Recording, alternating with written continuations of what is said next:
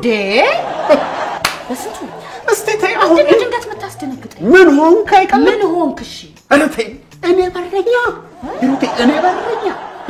በረኛ ይሄ ነው እንደዚህ የሚያበሳጭ እሱንም ኳሱን በአግባቡ ከያስከው ጥሩ ነው ምኑ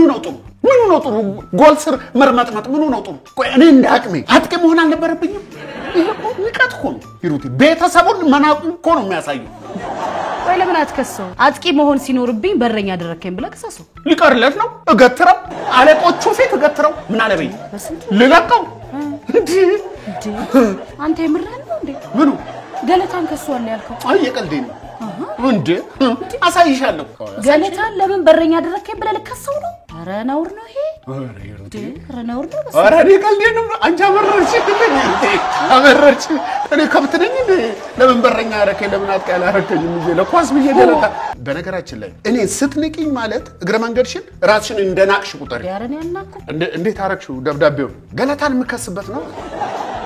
አስገባሽው አላስገባሽም ጎሽ በቃ ቀደጁ